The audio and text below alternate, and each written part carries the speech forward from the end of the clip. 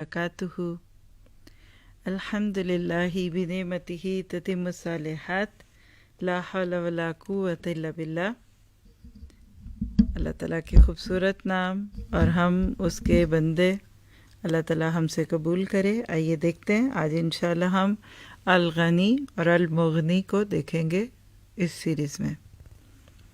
نحمدہ ونصلی علی رسولہ الکریم، اما بعد فاعوذ باللہ من الشیطان الرجیم، رب اشرح لی صدری ویسر لی امری واحلل عقدۃ من لسانی یفقہوا قولی، رب یسر ولا تعسر وتمم بالخیر، امیزڈ بائی الاسماء الحسنی۔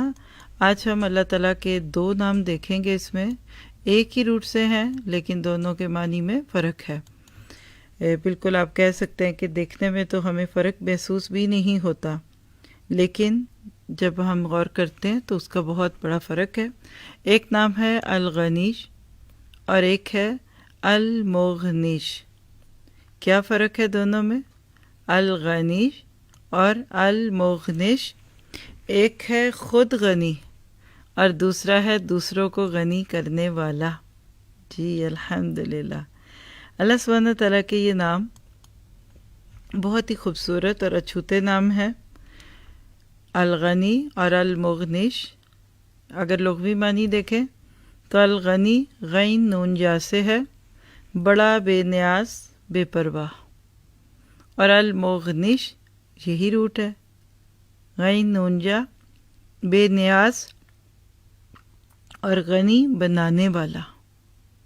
ہے نا کتنا کمبینیشن خوبصورت لگتا ہے۔ عموماً ہم جب خود ہوتے ہیں ہم دوسرے کو وہ نہیں بنانے دیتے یا دوسرے کو اس جگہ نہیں دیکھتے، لیکن آج دنیا میں کوئی بھی غنی، اور غنی کو اب غنا سے دیکھیے دولت مندی، دولت کے بہت زیادہ کھلے دل کا ہونا۔ حدیث میں بھی آپ پڑھیں گے انشاءاللہ، لیس الغنا بالمال، غنا مال کے ساتھ نہیں ہے کہ پیسے بہت ہیں تو آپ بڑے غنی ہیں، غنا دل کا ہے۔ آپ نے دیکھا ہے کہ دنیا میں بہت سارے لوگوں کے پاس مال دولت ہوتا ہے، خرچ کا حوصلہ نہیں ہوتا، یا اپنی ذات پہ تو کر لیں گے، کسی کو نہیں دیں گے، یا پھر اگر کسی کو دیں گے تو ہلکا دیں گے یا کم دیں گے یا گھٹیا دیں گے۔ تو اللہ سبحانہ تعالیٰ خود بھی غنی ہے اور الغنی ہے وہ خاص طور پہ، اور پھر ہمیں وہ دیکھنا بھی چاہتا ہے کہ ہم بھی دوسروں کے لیے غنی ہوں۔ فرق دیکھتے ہیں، غنی وہ جو غیر کا محتاج نہ ہو، اور اللہ تعالیٰ کسی مخلوق کا محتاج نہیں ہے، کسی بھی مخلوق کا وہ محتاج نہیں ہے، جبکہ ہر مخلوق اللہ کی محتاج ہے۔ یعنی ہم سب دنیا میں جب آتے ہیں تو ہم بہت ہی زیادہ محتاجی کی حالت میں آتے ہیں، حتیٰ کہ اگر اللہ تعالیٰ نہ چاہے تو ہم دنیا سے جاتے وقت بھی بہت ہی محتاج ہوں۔ جب تک اللہ نہ چاہے نہ جان جاتی ہے نہ جان پڑتی ہے۔ ماں باپ کتنے ہی صحت مند کیوں نہ ہوں، لیکن جب تک اللہ نہ چاہے بچہ پیدا نہیں ہوتا۔ اسی طرح سے جب آپ دنیا سے جانے لگتے ہیں اور آپ کا بالکل بیماری ہے، پریشانی ہے، غربت ہے، کسی بھی رنگ میں دیکھیں، لیکن روح تب نکلتی ہے جب اللہ چاہتے ہیں۔ کتنے لوگ بستر پہ جان ایڑیاں رگڑ رگڑ کے دنیا سے چلے جاتے ہیں، لیکن اس کے بعد آپ دیکھیے کہ دنیا میں بچہ آتا ہے تو کمزور ہوتا ہے، وقت کے ساتھ اس کی کمزوری ختم ہو جاتی ہے، لیکن اللہ سبحانہ تعالیٰ کے ساتھ وہ جس طرح دنیا میں آتے ہوئے محتاج تھا، کمزور تھا، اسی طرح دنیا سے جاتے ہوئے بھی اسی طرح سے کمزور ہے۔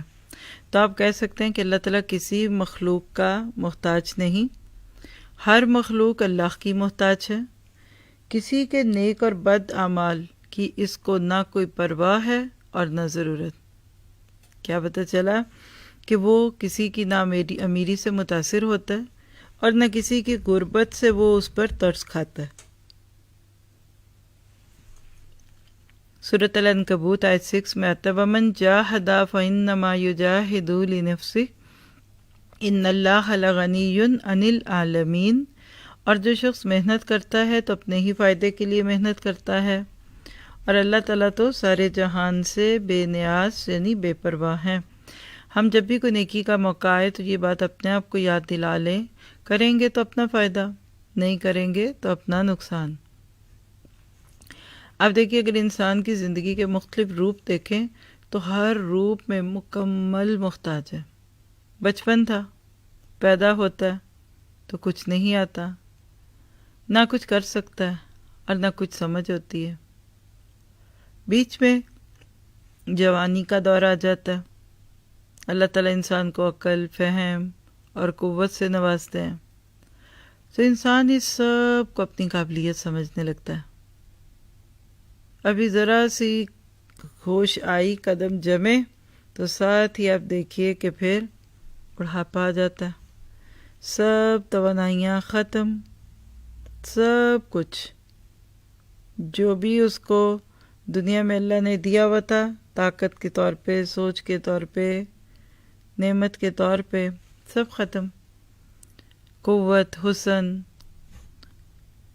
ہمت، سب ختم۔ انسان پھر سے مکمل محتاجی میں چلا جاتا ہے۔ اسی طرح سے آپ دیکھیں کہ انسانی ترقی اور ہر قسم کی جو ایجادات ہیں، یہ اصل میں الغنی کی دین ہے۔ جتنی بھی اس دنیا میں ترقیاں ہو رہی ہیں،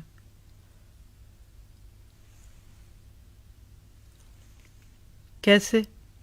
کیونکہ الغنی کی عطا کی گئی عقل سے ہی ہم سائنسی ایجادات اور کمالات کر سکتے ہیں۔ عقل نہ ہو، سمجھ نہ ہو، مشینیں نہ ہوں، گیجٹ نہ ہوں، آپ دیکھیں نمک نہ ہو تو کھانا نہیں پکتا۔ ہم تو اتنے بندھے ہوئے ہیں، لیکن انسان کبھی اپنی اس بے بسی کو سمجھتا ہے؟ ہم اپنی بے بسی سمجھ جائیں تو دنیا ہی مختلف ہو جائے، کوئی مختلف سی دنیا ہوتی ہے جہاں کبھی کبھار گناہ ہوتا، جہاں کبھی کبھار کوئی نافرمانی ہوتی۔ لیکن انسان ہے نا، دنیا کی خوشحالی اور ترقی کو دیکھ کر تکبر کرنے لگتا، پھر دنیا کی نعمتیں پا کر نعمت دینے والے کو بھول کر خود سرکشی اور نافرمانی میں مبتلا ہو جاتا ہے۔ آپ دنیا میں کسی سے اگر کوئی چیز لیں، یا اگر آپ کو کسی کی ضرورت ہو، یا آپ کسی سے مستقل کوئی فائدہ لیتے رہیں، تو ہم اس کے آگے دبنے لگتے ہیں۔ ہم کہتے ہیں میں اس کو ناراض نہیں کر سکتی کیونکہ وہ مجھے دیتا ہے، مجھے اس سے یہ ضرورت ہے۔ چھوٹے چھوٹے انسانوں سے ہم اتنا دبتے ہیں، بچوں کے رشتے کہاں ہوں گے، پھر کھائیں گے کدھر، پھر شوہر چھوڑ دے گا تو کیا ہوگا۔ اتنی بڑی ہستی کو ہم بلا کے جیتے۔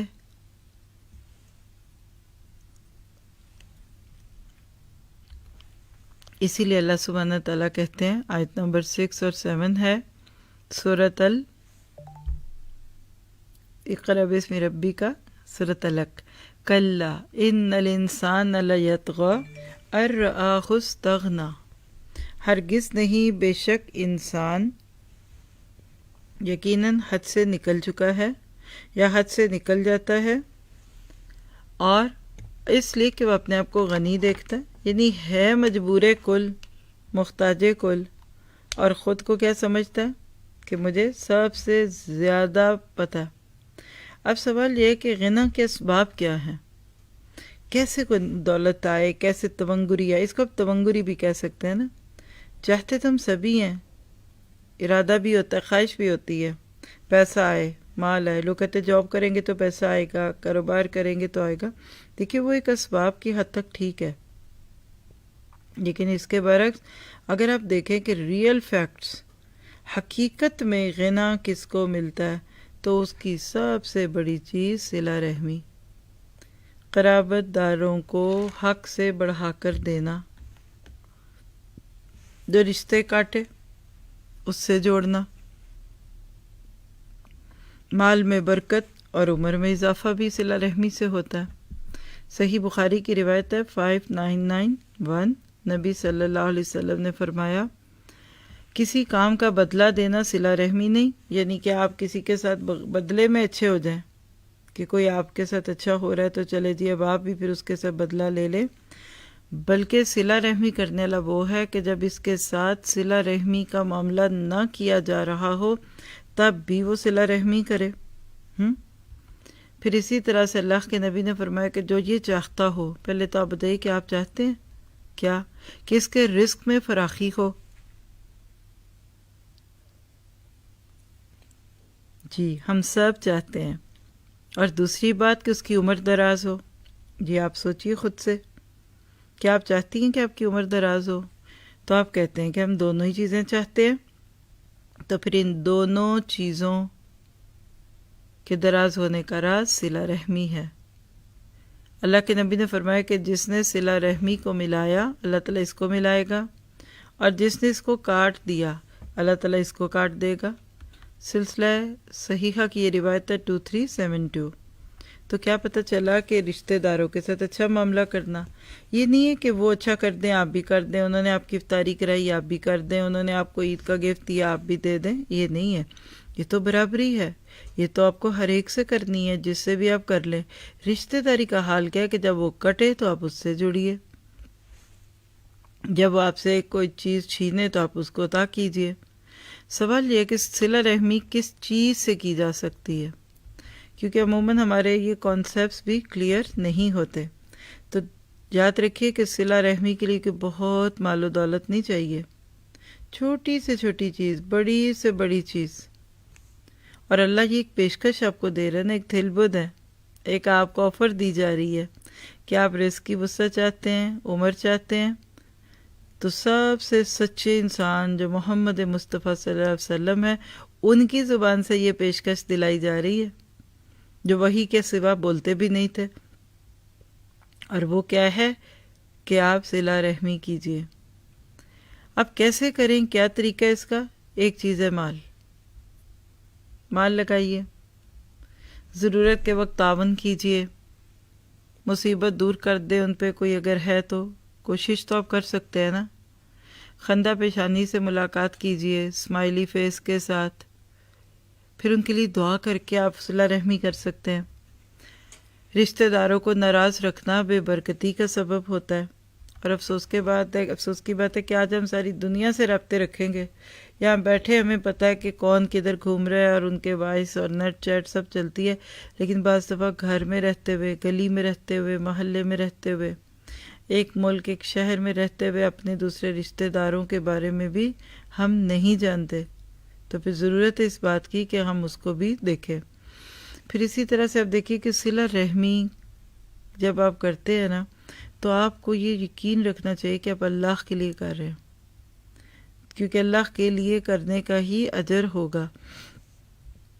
آپ کہہ سکتے ہیں کہ جس قدر ممکن ہو خیر پہنچانا اور شر کو دور کرنا، یہ ہے بہترین طریقہ. جو لوگ اپنے رشتہ داروں کو ناراض کیے بیٹھے ان کی زندگیوں سے برکت چلی جاتی ہے.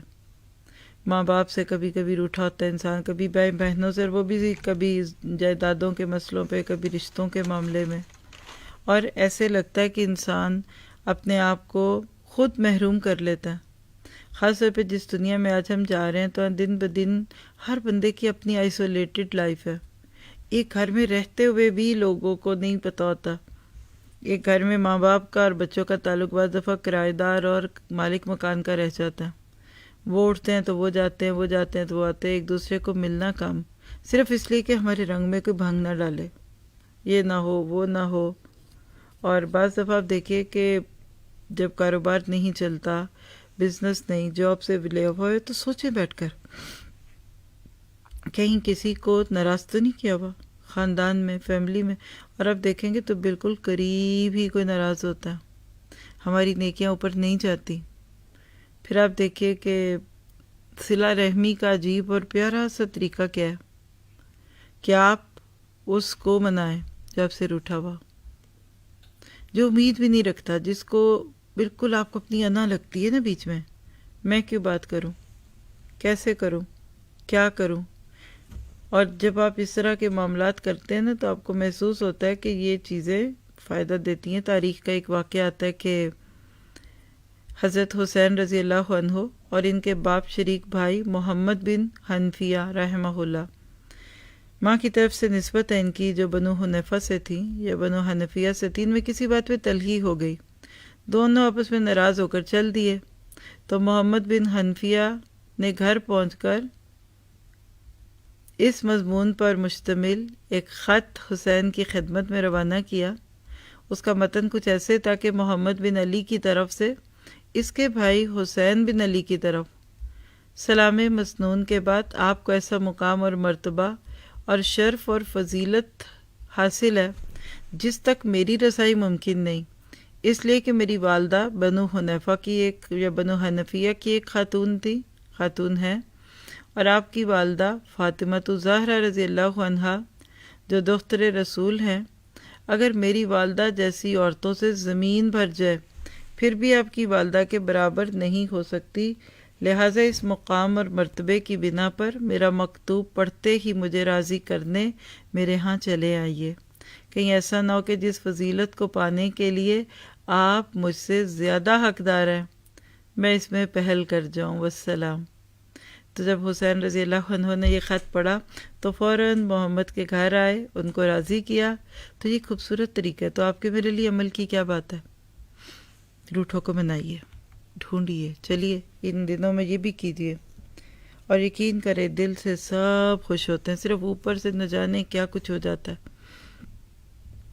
کس طریقے سے ان ساری چیزوں کو ایک انسان لے کر چلتا ہے اور پھر دوسری چیزوں میں پہنچ جاتا ہے۔ اور حقیقت ہے کہ یہ وہ چیز ہے کہ جو انسان کو جب سمجھ آ جائے نا تو پھر وہ اس چیز کے ساتھ اپنے آپ کو بہتر سے بہترین کی طرف لے آتا ہے۔ پھر اسی طرح سے آپ دیکھیے کہ الغنی فقیر کو غنی بنا دیتا ہے۔ ایک بندہ بالکل غریب ہوتا ہے، ہینڈ ٹو ماؤتھ ہوتا ہے، لیکن اس کو لے آتا ہے۔ پھر اسی طرح سے آپ دیکھیے کہ ایک واقعہ آتا ہے، قاضی ابو بکر محمد بن عبد الباقی کہتے ہیں کہ ایک مرتبہ بغداد کے ایک رئیس نے حج کے دنوں میں بغداد میں اعلان کرایا کہ جس شخص کو حج کرنے کا شوق ہو وہ ہمارے ساتھ چلے، راستے کے سارے اخراجات میرے ذمہ، مگر واپسی کا انتظام وہ خود کرے گا، واپسی کے اخراجات نہیں دیے جائیں گے۔ قاضی صاحب کہتے ہیں کہ میری حالت بڑی خستہ تھی، غربت کا شکار تھا، میں نے ارادہ کہ چلو حج تو ادا کرو، واپسی کا دیکھی جائے گی۔ خیر فرماتے ہیں کہ حج ادا کرنے کے بعد لوگ اپنے گھروں کو لوٹ گئے، میں اکیلا حرم میں پڑا رہا، نہ کھانے کے لیے کچھ تھا، نہ رقم تھی، سخت بھوک کی حالت تھی، حرم خالی تھا، لوگ اپنے اپنے گھروں کو جا چکے تھے۔ اتفاق سے مجھے ایک ریشم کی تھیلی پڑی ہوئی ملی، آخر تنگ آ کر وہ مجھے چھوڑ کر چلا گیا۔ کتنا مشکل ہوگا، ہم تو شکر کریں، ہم تو کہتے بس ہمیں سب پتہ ہے، اللہ سبحانہ تعالیٰ نے دینا ہے تو بس اللہ ہی دینے والا ہے، اور اللہ کو سب پتہ ہے، اور یہ اور وہ ایسی ویسی باتیں کر کے ہم لوگ چل پڑتے ہیں، لیکن انہوں نے نہیں لیا۔ فَأَلَّخَ عَلَيَّ كَثِيرًا فَلَمْ أَقْبَلَ ذَلِكَ مِنْهُ فَتَرَكَنِي وَمَضَىٰ، یعنی وہ بھی بیچارہ اس کو کتنا مجبور کرتا، وہ چلا گیا۔ کہتے ہیں کہ مجھے خیال آیا کہ بحری سفر کرنا چاہیے، میں بحری سفر کرتا ہوں اور جہاز میں کوئی کام کرنے کی نوکری مل جائے گی، جب نوکری مل جائے گی تو پھر میں کیا کروں گا، سفر بھی طے کر لوں گا اور رستے میں کچھ کھانے پینے کا انتظام بھی ہو جائے گا۔ اس سب نے کہا کہ چلو یہ تو بڑی اچھی بات ہو رہی ہے، یہ کر لیتے ہیں۔ سفر کرنے کے لیے بندرگاہ پہ پہنچا، جہاز کے عملے سے بات کی کہ مجھے جہاز میں صفائی کرنے کا موقع دے دیں، کام دے دیجئے، کام بھی مل گیا، اللہ کا شکر ادا کیا۔ اب اس لیے جہاز کے عملے میں شامل ہو گئے۔ اللہ کا کرنا ایسا ہوا کہ راستے میں طوفان نے آ گھیرا، جہاز غرق ہو گیا، اس کے ٹکڑے ٹکڑے ہو گئے، سارا عملہ مسافر ڈوب گئے، لیکن یہ ایک تختے پر بیٹھے کتنا عرصہ تیرتے رہے۔ اللہ کے حکم سے وہ تختہ تیرتا تیرتا تختے کو ایک جگہ بہا کے لے گیا۔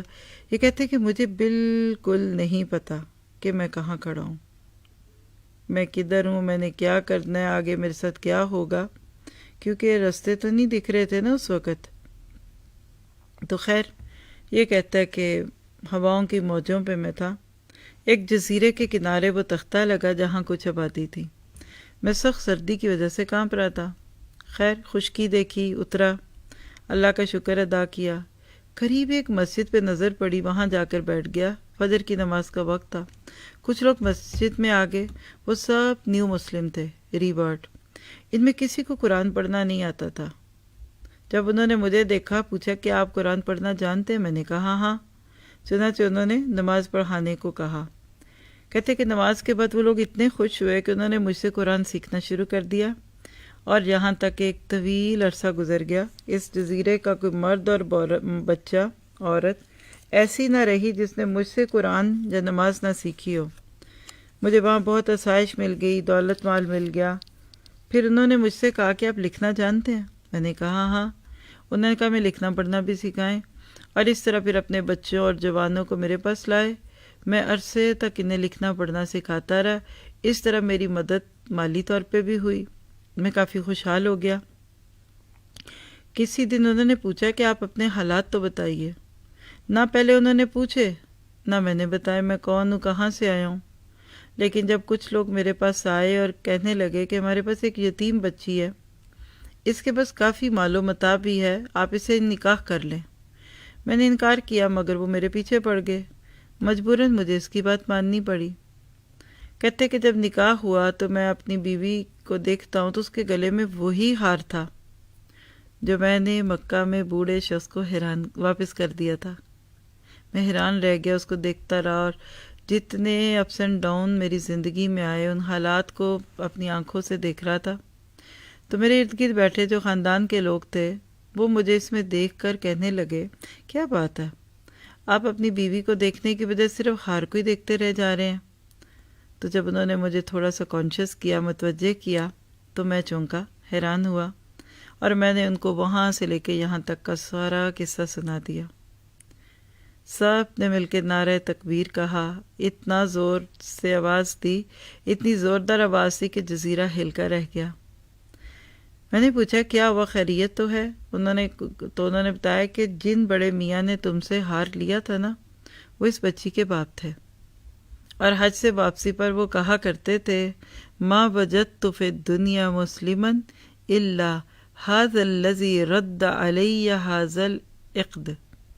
مجھے دنیا میں صرف ایک پکا اور سچا مسلمان ملا جس نے مجھے ہار واپس کر دیا اور انعام بھی نہ لیا۔ اور وہ دعا کیا کرتے تھے اللہم اجمع بینی و بینہ حتی ازوجہ بابنتی۔ اے اللہ، اگر وہ شخص مجھے پھر مل جائے تو میں اس سے اپنی بیٹی کی شادی کر دوں۔ اور اسی حسرت کو دل میں لیے وہ دنیا سے چلے گئے، مگر ان کی دعا سے قبول ہوئی کہ وہ بچی آپ کو مل گئی۔ تو یہ تھی اللہ اکبر کی تکبیر۔ اللہ کی قدرت پہ کہتے ہیں کہ میں خود بھی حیران ہو گیا، نعرہ تکبیر کہا۔ اور قاضی ابو بکر جن کا یہ واقعہ بغدادی کہتے ہیں کہ ایک مدت تک میں اس کے ساتھ رہا، اللہ نے مجھے اس سے 2 بیٹے دیے، پھر اس کا انتقال ہو گیا، اور ہار کے وارث میرے بیٹے ہوئے، پھر وہ دونوں لڑکے بھی فوت ہو گئے، اور ہار میرے پاس آ گیا، اور میں اپنا تمام مال لے کر اس جزیرے سے رخصت ہوا اور بغداد پہنچا۔ وہ ہار میں نے 1,00,000 دینار میں فروخت کیا۔ اب جو مال و دولت بھی تمہیں نظر آتا ہے نا، سب اسی ہار کا باقی ماندہ حصہ۔ جی، یہ کتاب ہے طبقات الحنابلہ، اس کی پہلی جلد کے پیج 196 سے آپ بھی پڑھ سکتے ہیں۔ تو تاریخ میں آپ کو ایسے بہت سے واقعات ملیں گے۔ اللہ سبحانہ تعالیٰ کیسے لوگوں کو فقیر سے غنی بنا دیتا ہے، صرف ہمارے ایمان اور شرط کی ضرورت ہے۔ اسی طرح سے آپ دیکھیے کہ غنا کے کچھ اور اسباب میں ایک ضعیف روایت سے سورۃ الواقعہ کی بات لوگوں کو ملتی ہے۔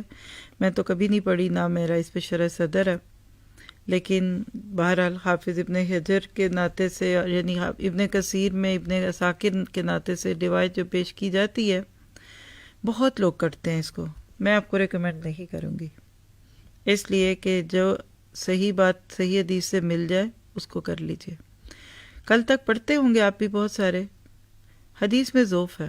تفسیر ابن کثیر میں بھی آپ کو جلد 3 کے پیج 426 پہ مل جائے گی، لیکن ہمارے لیے یہ بات کافی ہے کہ ہم ایک ایسی چیز کو اس سوچ کے ساتھ چھوڑنے کو تیار ہیں جس کی صحت پہ ہمیں اشقال ہے، اور ہم اللہ سے کہیں گے کہ ہمارا حدیث سے اس پیار اور نبی کی حدیث کو ہی بیان کرنا، اس شوق کو قبول کر کے تو ہمیں غنا عطا کر دے اور ہمیں غنی کر دے، کیونکہ الحمدللہ یاد رکھیے کہ انا عند ظن عبدی بھی، اللہ تعالیٰ بندے کے گمان کے برابر ہوتا ہے۔ جو آپ اللہ تعالیٰ سے گمان کریں گے وہی اصل میں بہترین طریقے سے اللہ تعالیٰ آپ کے ساتھ کریں گے، اس لیے کہ اس کی وجہ ہوتی ہے۔ آپ کو مجھے ضرورت ہے اس بات کی کہ اپنے آپ کو ان چیزوں کے ساتھ جوڑنا چاہیے۔ پھر اس طرح شکر، وَلَئِن شَكَرْتُمْ لَأَزِيدَنَّكُمْ، جتنا شکر کرو گے اتنا ملے گا. اللہ کی دی ہوئی نعمتوں پہ شکر ادا کیجیے. قرآن کہتا ہے سورۃ ابراہیم میں آپ پڑھتے ہیں، انشاءاللہ آپ پڑھیں گے، جب آپ کا دورہ قرآن میں وہ پارہ آئے گا تو آپ دیکھیں گے خود ہی. اور جتنا شکر زیادہ ہے اتنی نعمت بڑھے گی.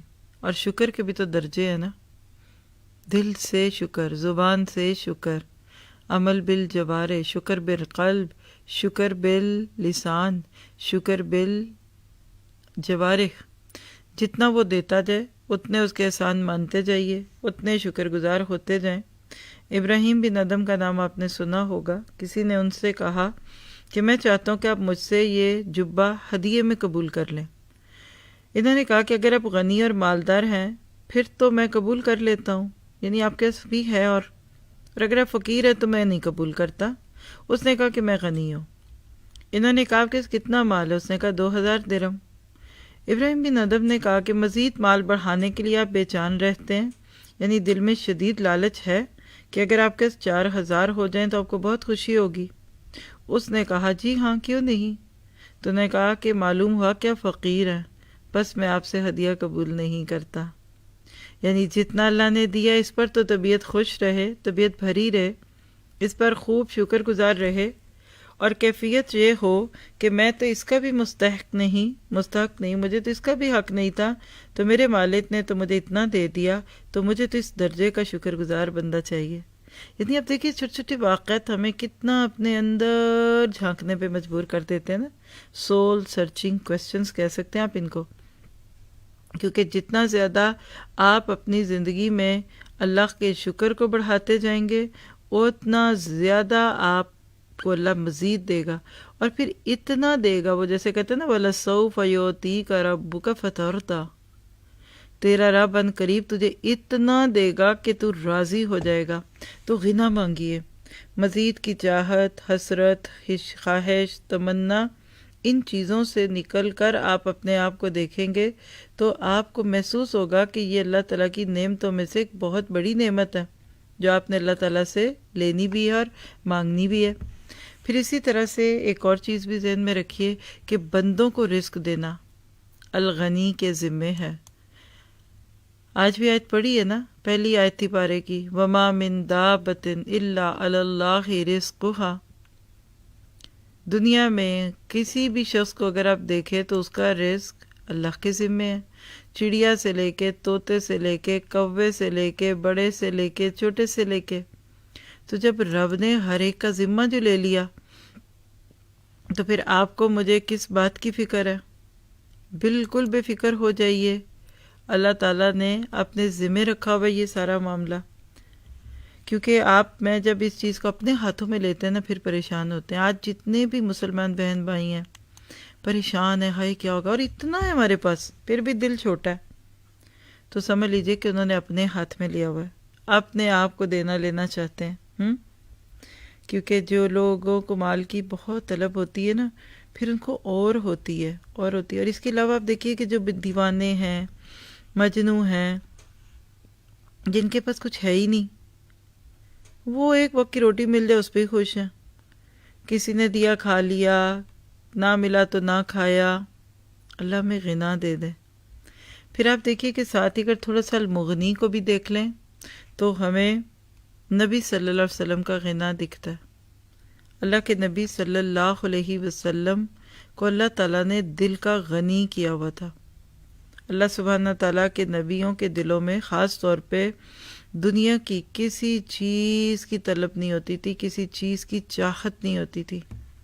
اور آپ واقعی اپنے گھر میں کوئی چیز نہیں رکھتے تھے.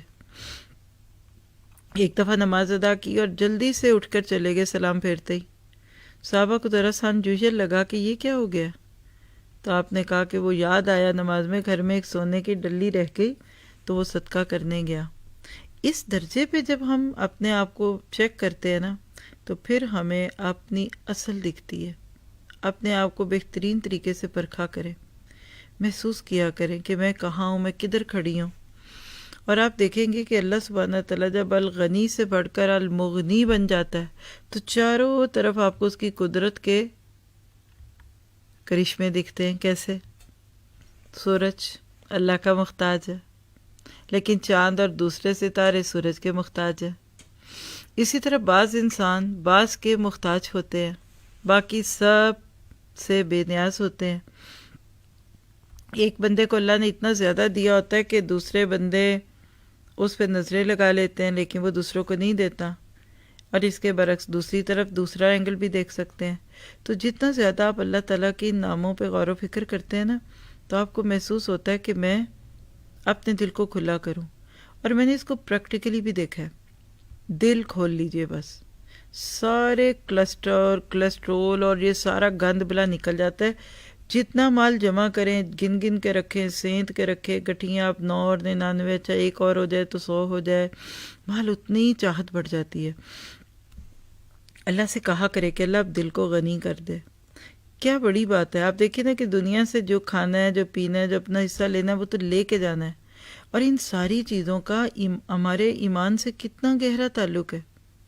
ہم جتنا زیادہ اللہ تعالیٰ کے اوپر نظریں لگاتے ہیں، خوش رہتے ہیں۔ آپ اکثر دیکھیں گے جو غریب غربا ہوتے ہیں نا، سفید پوش جن کو آپ کہتے ہیں، ہر ایک کی فیملی میں ایسے لوگ ہوتے ہیں، تو وہ لوگ بڑے کھلے دل سے خاطر بھی کریں گے، تحفے تحائف بھی دیں گے، جو ان کے پاس ہوگا اس میں سے دے دیں گے۔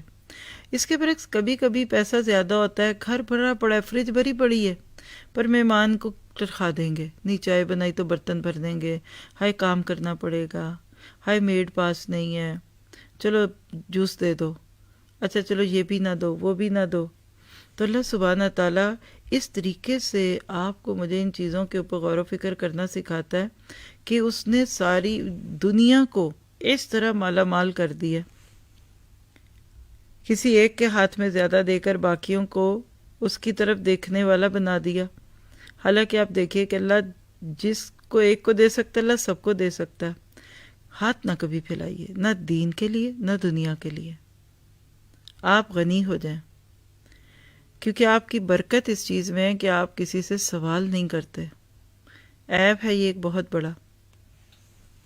پھر اسی طرح آپ دیکھیے کہ الغنی اور المغنی کے متعلق اگر آپ سلف صالحین کے اقوال دیکھیں تو سب سے پہلے الغنی کے بارے میں امام خطابی کہتے ہیں، الغنی وہ ذات ہے جو اپنی مخلوق سے بالکل مستغنی ہو، اور ان کی نصرت سے بھی مستغنی ہو، اور اس کی تائید سے بھی مستغنی ہو۔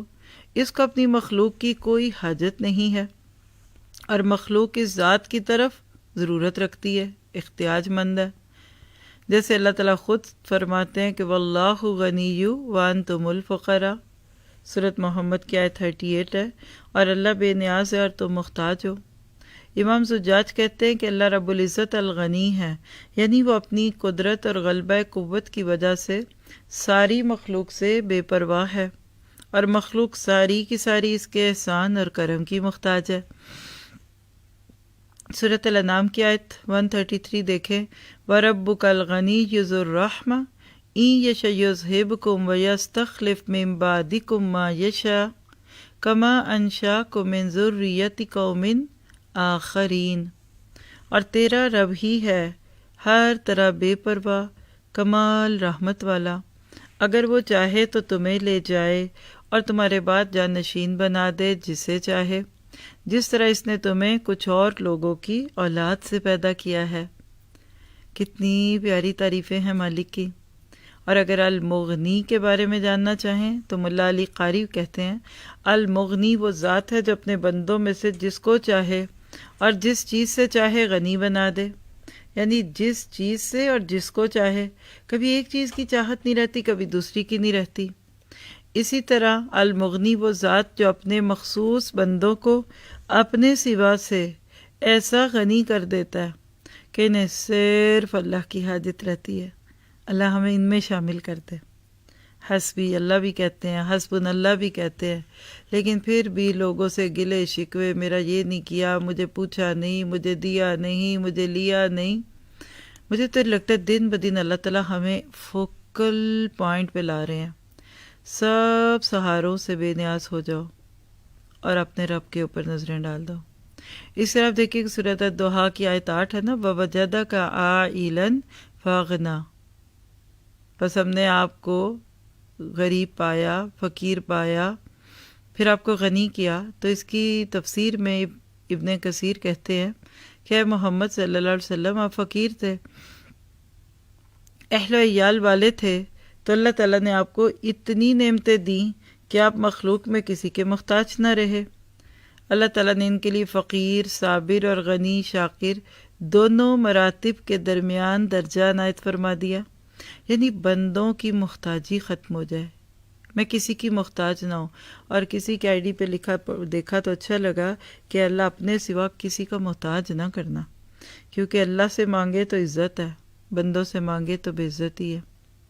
پھر اس طرح ابو القاسم کہتے ہیں کہ اللہ تعالیٰ اپنے بعض بندوں کو دیگر بندوں سے بعید اور غنی بنا دیتا ہے کہ ان کو صرف اللہ کی حاجت رہتی ہے۔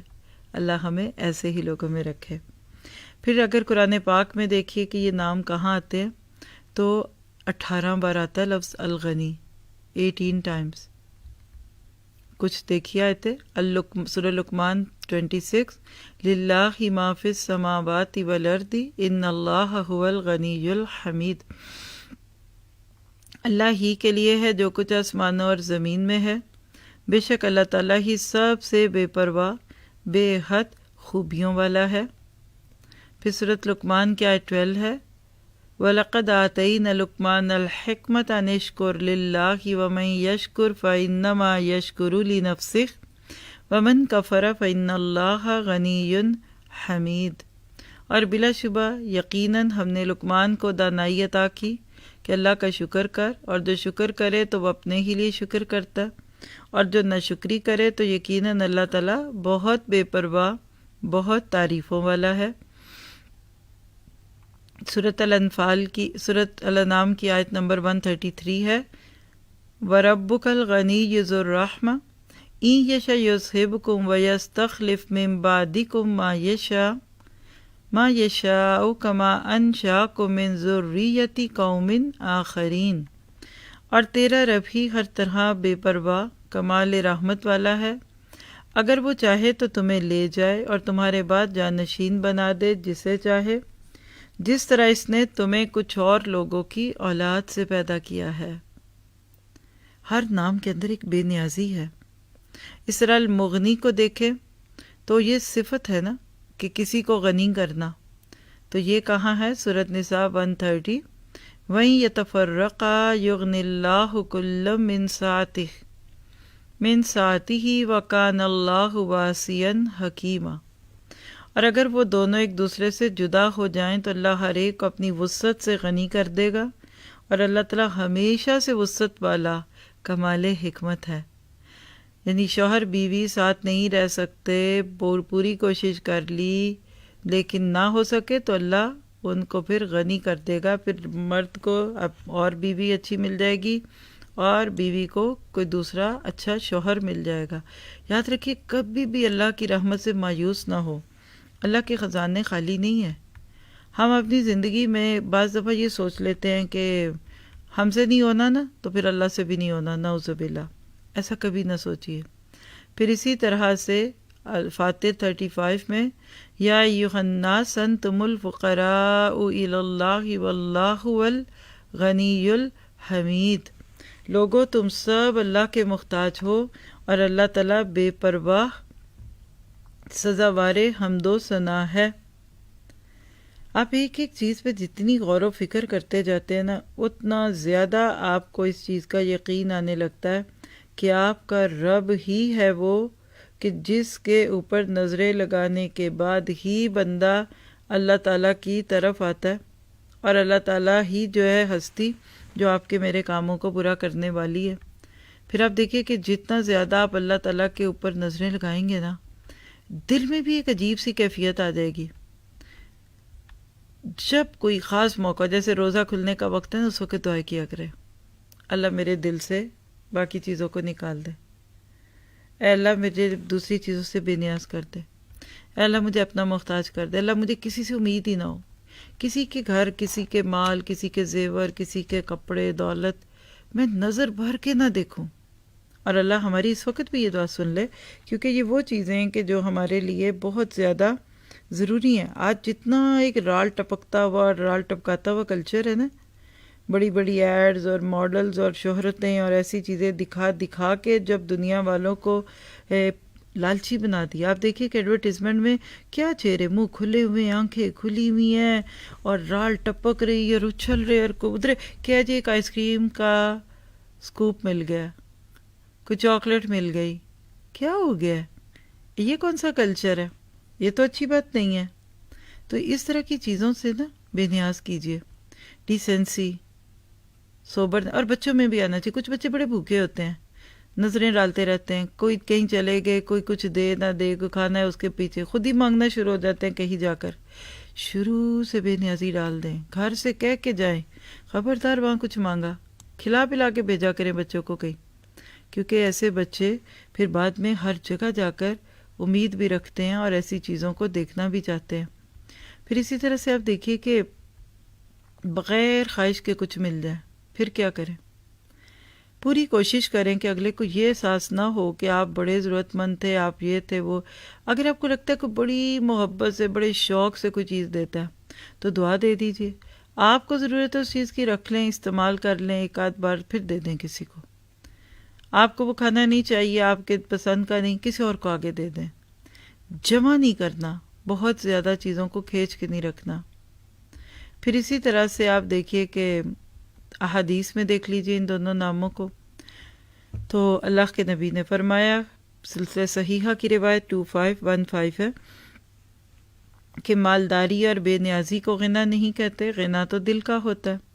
جب اللہ تعالیٰ کسی بندے کے حق میں خیر اور بھلائی کا ارادہ کرتے ہیں تو اس کے نفس میں غنا اور دل میں تقوی پیدا کر دیتے ہیں. اور جب اللہ تعالیٰ کسی بندے کے حق میں شر کا ارادہ کرتے ہیں تو اس کی فقیری کو اس کی پیشانی پہ رکھ دیتے ہیں. اللہ اکبر کبیرہ. اللہ نہ کرے کبھی دین اور دنیا دونوں معاملوں میں ہمارے اوپر یہ وقت آئے. پھر صحیح بخاری کی روایت ہے 6446، ابو ہریرہ راوی ہیں، تونگری یہ نہیں کہ سامان زیادہ ہو بلکہ امیری یہ ہے کہ دل غنی ہو.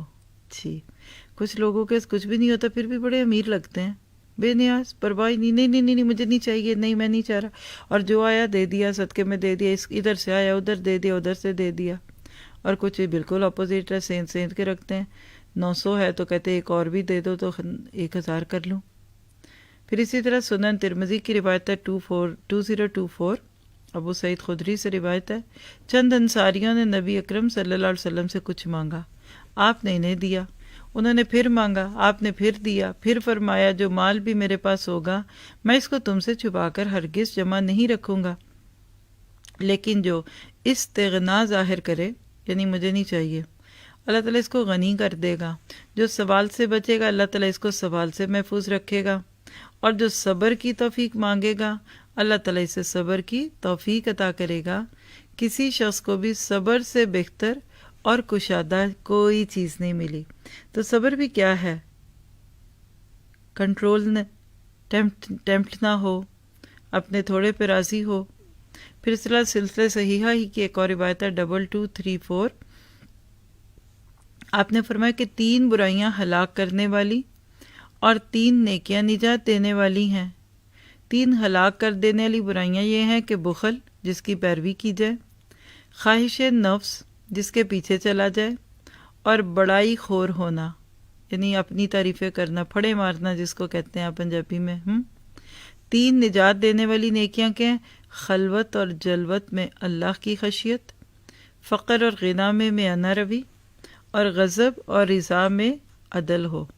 مطلب یہ ہے کہ اکیلے ہوں یا سب کے بیچ میں ہوں، خشیت اللہ کی ہے.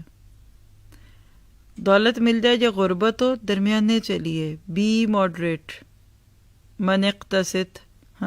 اور کسی سے آپ ناراض ہیں، غضبناک ہیں، یا آپ اس سے بہت راضی ہیں، پھر بھی اس کے معاملے میں آپ عدل سے کام لیجئے.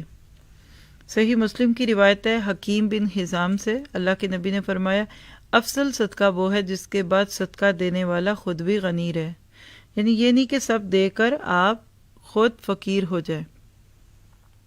اور اوپر کا ہاتھ نیچے کے ہاتھ سے بہتر ہے، اور صدقہ پہلے اس کو دے جس کا نان نفقہ اپنے ذمے ہے، یعنی اپنے گھر والوں کو مرد کھلائے، یہ نہیں کہ گھر والوں کو تو خرچے کے پیسے بھی نہ دے اور باہر ہزاروں لوٹا دے، کہیں دعوتوں کے نام پہ اور کہیں سلامیوں کے نام پہ۔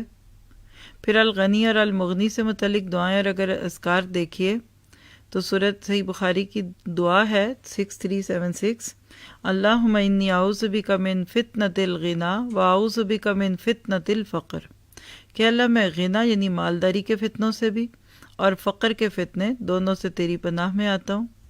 پھر اسی طرح سنن ترمذی کی روایت 3400، اللہم رب السماوات و رب الارضین و ربنا و رب کل شیء و فالق الحب والنوا و منزل التوراۃ والانجیل والقرآن، اعوذ بک من شر کل ذی شر انت آخذ بناصیتہ، انت الاول فلیس قبلک شیء وانت الظاہر فلیس بعدک شیء والظاہر فلیس فوقک شیء والباطن فلیس دونک شیء اقضی عنی الدین واغننی من الفقر۔ اے آسمانوں اور زمین کے رب، اے ہمارے رب، اے ہر چیز کے رب، زمین چیر کر دانے اور گٹھلی سے پودے اگانے والے، تورات انجیل اور قرآن نازل کرنے والے، اے اللہ میں تیری پناہ چاہتا ہوں ہر شر والی چیز کے شر سے۔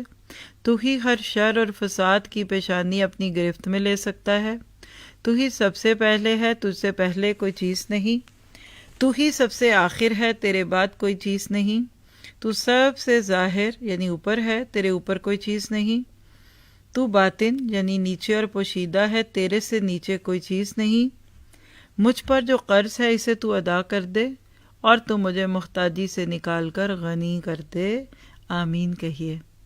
اور ایک اور بڑی چھوٹی سی پیاری سی دعا ہے، ترمذی اور مسند احمد میں بھی ہے، اللہم اکفنی بحلالک عن حرامک واغننی بفضلک عن من سواک، اے اللہ حرام کے بدلے تو اپنے حلال کے ذریعے میری کفایت فرما اور اپنے فضل سے دوسروں سے مجھے بے نیاز فرما دے، آمین۔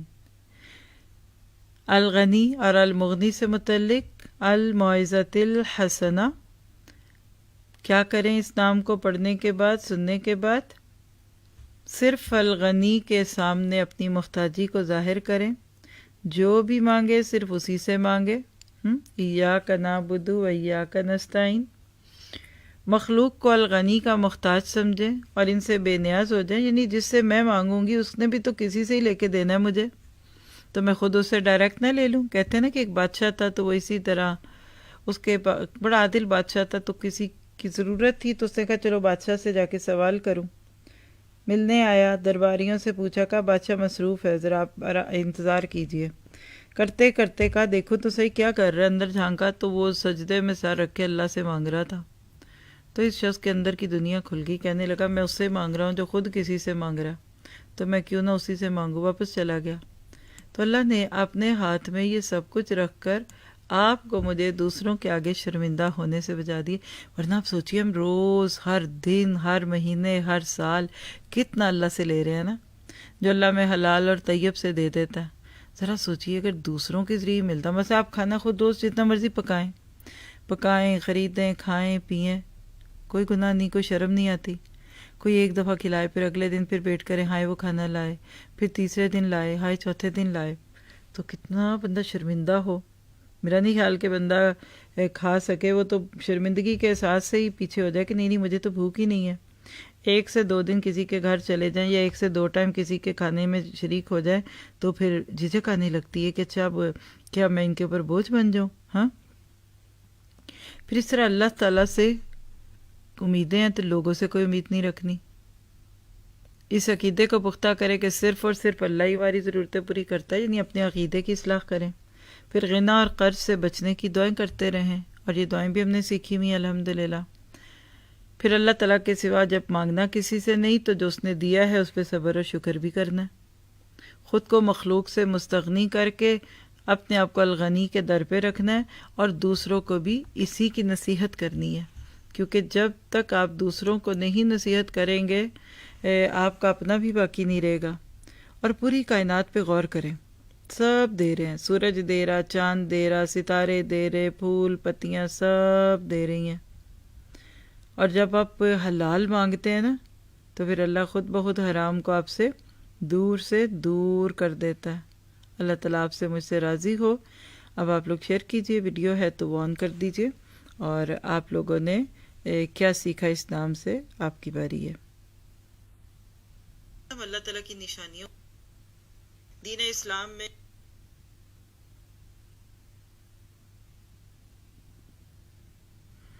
دیکھیے اس کے خزانے، ہوائیں، بادل، سورج، چاند، ستارے، ہر چیز دے رہی ہے۔ اگر کوئی اور دے رہا ہوتا تو بجلی کے بل کی طرح یہ بل بھی آ جاتے۔ کوئی چیز تو اس کی ختم نہیں ہوتی۔ آکسیجن دیکھ لیجئے کتنی دے رہا ہے غنی، ہوا کتنی دے رہا ہے، بادل کتنے برستے ہیں، برف کتنی گرتی ہے، مٹی کتنی، ریت کتنی، اور روز صبح آتا ہوا سورج کتنی کرنیں بکھیر کے چلا جاتا ہے۔ کوئی نہیں دے سکتا اس کے سوا، صرف اس پہ نظریں لگائیں۔ یہ سیریز پوری ہو جائے اس سے پہلے آپ کا میرا اللہ پر اعتماد، اللہ تعالیٰ پر پیار پورا ہو جائے۔ رات کو اندھیرے دیتا ہے، ستارے کتنے ہیں، چاند کتنا بڑا۔ جو چیز دیکھیں نا، abundance, the one who flourishes without help۔ پتے دیکھ لیں، پھول دیکھ لیں، خوشبو دیکھ لیں، ہوائیں دیکھ لیں، کوئی اندازہ ہی نہیں، جس کو لگتا ہے نا کہ there is no limit۔ آپ کسی آبشار کے پاس کھڑے ہو کر دیکھیں ذرا، جو پانی گرتا ہے کدھر، اور ہم کہتے ہیں خواہ اتنا پانی ضائع ہو رہا ہے، ٹوٹی ہے، بند کرو۔ ٹھیک ہے، ہمیں ضائع نہیں کرنا چاہیے، لیکن ختم ہونے کا ڈر ہوتا ہے۔ اللہ کے یہاں کوئی ختم ہونے کی چیز نہیں ہے۔ پہاڑوں کی تہوں میں سونا رکھ دیا، پہاڑوں کے کو نمک کا بنا دیا، اوپر برف ڈال دی، تو وہ جو ہماری ساری ضرورتیں پوری کرتا ہے وہ ہے الغنی، اور المغنی بھی ہے۔ آج تو مانگ کے جائیے گا کہ اللہ ہمیں غنا کی دولت دے دے، آنکھیں بھر جائیں۔ کہتے ہیں نا دل نہیں بھرتا، نظر نہیں بھرتی۔ تو جی آپ لوگ مائک لیجئے۔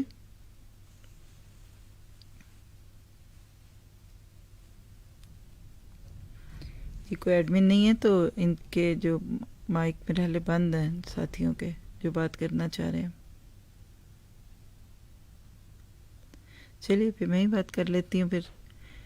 تو بہرحال اللہ تعالیٰ کے ان ناموں پہ غور و فکر کرتے ہوئے توجہ کیجئے اور اللہ سے دعا کیجئے کہ وہ ہمیں دے۔ آپ دیکھیں یہ کلسٹرز ہیں بڑے بڑے ستاروں کے، کھو جاتا ہے بندہ جب کہیں سی ورڈ میں نظر ڈل جائے، یا کبھی اوپر آسمانوں پہ کسی دوربین میں، کسی خوردبین میں دیکھے۔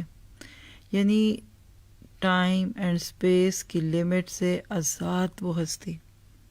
اللہ تعالیٰ آپ سے مجھ سے راضی ہو۔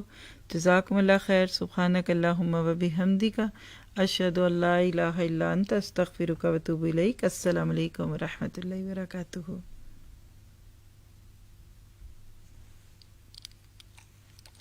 اعوذ باللہ من الشیطان الرجیم۔ بسم اللہ الرحمن الرحیم۔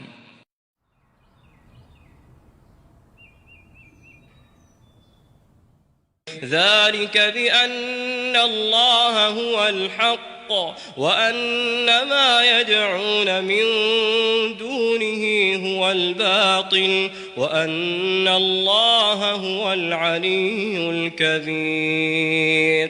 ألم تر أن الله أنزل من السماء ماء فتصبح الأرض مخضرة إن الله لطيف خبير له ما في السماوات وما في الأرض وإن الله لهو الغني الحميد ألم تر أن الله سخر لكم ما في الأرض والفلك تجري في البحر بأمره ويمسك السماء أن تقع على الأرض إلا بإذنه إن الله بالناس لرؤوف رحيم وهو الذي أحياكم ثم يميتكم ثم يحييكم إن الإنسان لكفور